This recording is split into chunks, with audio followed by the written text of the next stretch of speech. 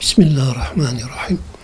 Elhamdülillahi Rabbil alemin ve salatu ve selamu ala Resulina Muhammed ve ala alihi ve sahbihi ecmain. Şimdi bu yılbaşı bayramı malum Müslümanların bayramı değildir. Hatta Hristiyanlar da bile bayramı değildir. Noel babasına dönüşmüş batıl bir gelenektir. Bu günleri bayram şeklinde anan insanlar bayramdan öte bir çılgınlık, bir ahlaksızlık, bir zonadan çıkma halini alan karnavalvari bir boyut alıyor. Bunun Müslümanlarla, edeple, ahlakla, örfle, adetle bizim hiçbir alakamız yok. Müslümanların bununla hiç uzaktan yakını bir ilgisi yok. Tamamen muharref Hristiyanlığa has bir bayramdır. Noel bayramıdır. Artık Hz. İsa'nın doğum günü sözde Hz. İsa'nın doğumu anmaktır. Noel'i anmaktır. Hz. İsa'nın bahsi edilmiyor. Hz. İsa eğer anılıyorsa bir peygamberin anması bu şekilde olmaması lazım. Ama hiçbir alakası yok bununla. Bunlar çılgın bir şekilde kumarla, içkiyle, gece alemi yaşamak ile bir bayram sözde bir etkinlik yapıyorlar. Ama bu sene farklı bir durum oldu. Bütün dünyada artık insanlar bir imtihanla baş başa, şu an baş başadırlar. Bu imtihanı verirken Allah-u Teala bu imtihanla onları uyarıyor. Evinize girmişsiniz, düşününüz. Niçin evlere çekildiniz? Niçin böyle saklandınız? Neden çıkamıyorsunuz ortalığa? Bunun sebebi nedir? Bunu kim gönderdi? Elbette hastalıkları gönderen Allah, şifayı da gönderen Allah'tır. Bu vesileyle Allah'ı hatırlamak lazım. Allah'ı zikretmek lazım. Allah'ın adını anmak lazım. Düşünüp ibret almak lazım. Tefekkür etmek lazım. İstiğfar etmek lazım. Tevbe edip kötü amellerini düzeltmek lazım. Birilerinin hak hukuku üzerlerine varsa onu ödemek lazım. Eğer barışılması gereken nahoş olaylar varsa barışmak lazım. Yani hukuklaşmak, ödeşmek gerekirken insanlar bu vesileyle İslam'la, ahlakla, edeple, hiçbir dinle alakası olmayan şeyleri yaşıyorlarsa bu yanlıştır, batıldır. Bir an evvel bundan dönülmesi gerekiyor. Dönmezlerse, bu halle devam ederlerse Allah Celle Celaluhu bu hastalıktan daha beter bir şey çıkarabilir. Uyarmak için. Bu gafletten uyanmaları için, insanlığın toparlanıp kendine gelmesi için Allah zaman zaman bu umumi felaketleri gönderiyor bütün insanlığa. Allah'ın varlığını tanısınlar diye. Allah'a yönelsinler, Allah'a yalvarsınlar, dua etsinler diye Allah onları sunuyor. Uyananlar kâr ediyor, kazanıyor. Müminlere düşen bu ara, bu 4 günlük bir içeriye çekilme döneminde Rablerine yalvarması lazım. Batıl ehlinin yaşadığı o çılgınlıktan hele uzaktan yakından hiç ilgilenmemeleri lazım. Rabbine yönelmeleri lazım. İstiğfar etmeleri lazım. Çoluk çocuklarıyla ilgilenmesi lazım.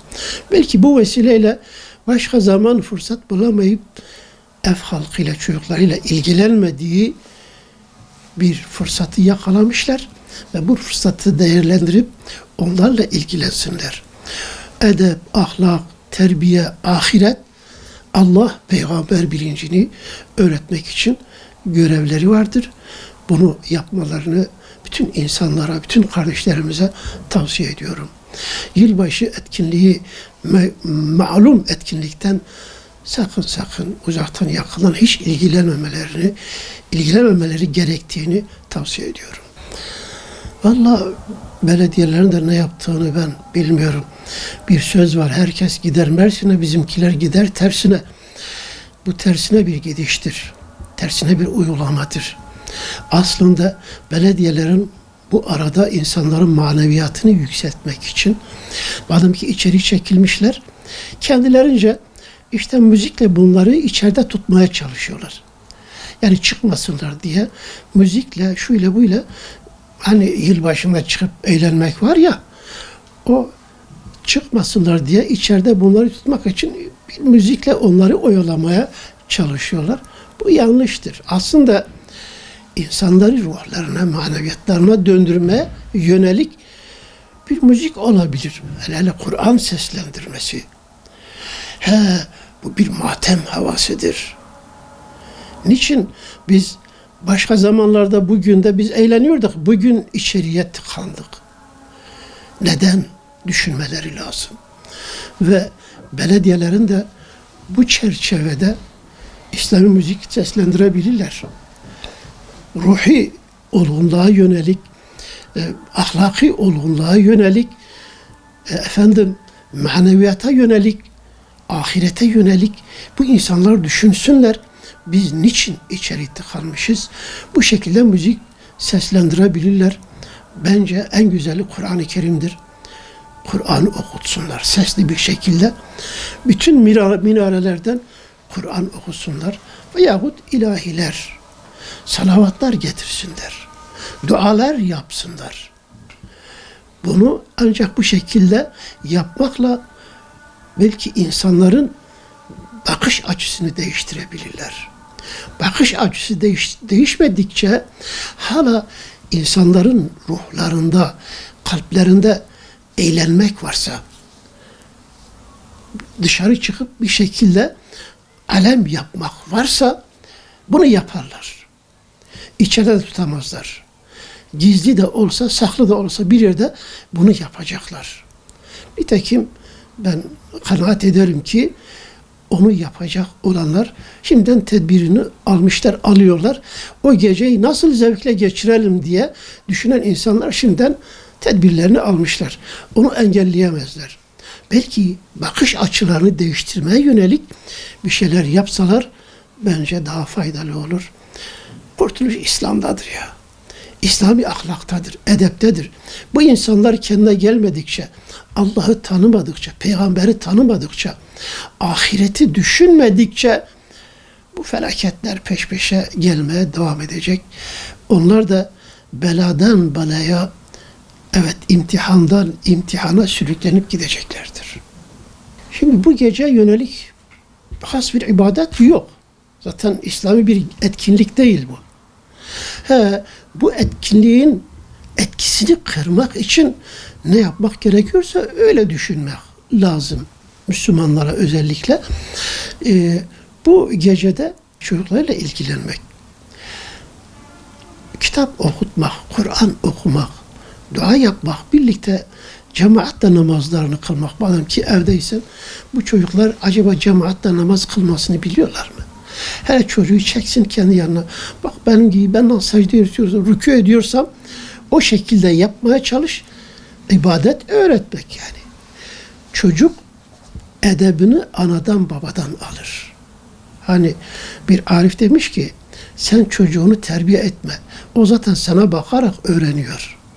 Yani sende terbiye edep varsa o onu öğreniyor. Sende bir şey varsa alır, yoksa almaz. Ne varsa onu alır. Bu vesileyle çocuklara örnek olmak lazım.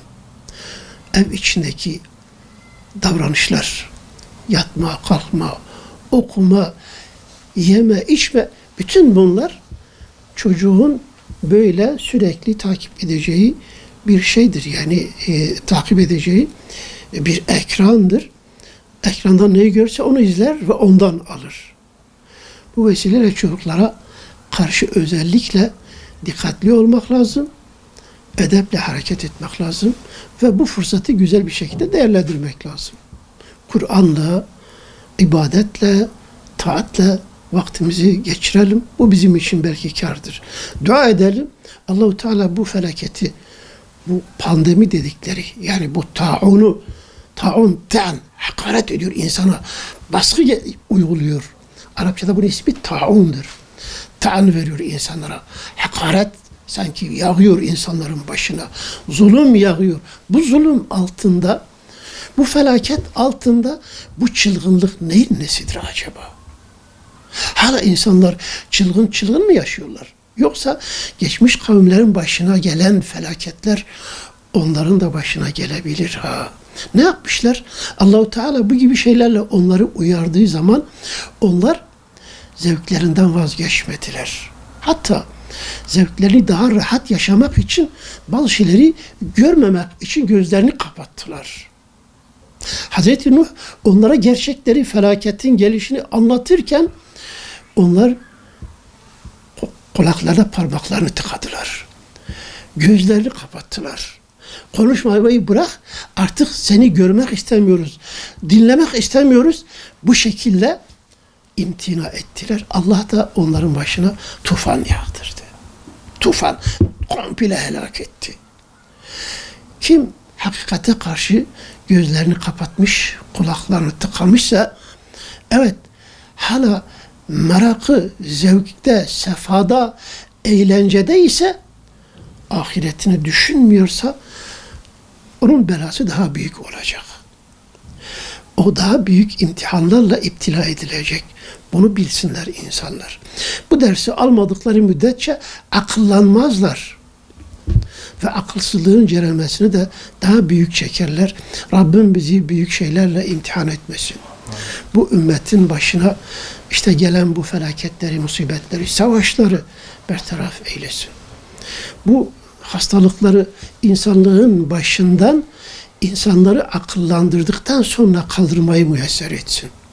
Eğer akıllanmıyorlarsa akıllanmayanların cezası mı verecek, af mı edecek? O onun adaletidir. Hazreti İsa demiş Rabbim, onları azap edersen senin kullarındır. Ama ben istiyorum ki sen onları affedersin. Affedersen sen rahmetin çoktur. O kadar onların elinden çekmiş. Onu çarmıha germeye kalkışmışlarsa da o onlar için yine Allah'ın affını dilemiştir. Biz de insanların iyi olmasını istiyoruz. Kurtulmasını, ahiret saadetini istiyoruz. Bunu temenni ediyoruz Rabbimizden. Rabbim bunu ümmetin başından def etsin. Ümmetin bilincini artırsın. Birbirine yaklaşmayı, birbirini anlamayı, birbirini dinlemeyi nasip etsin inşallah diyorum.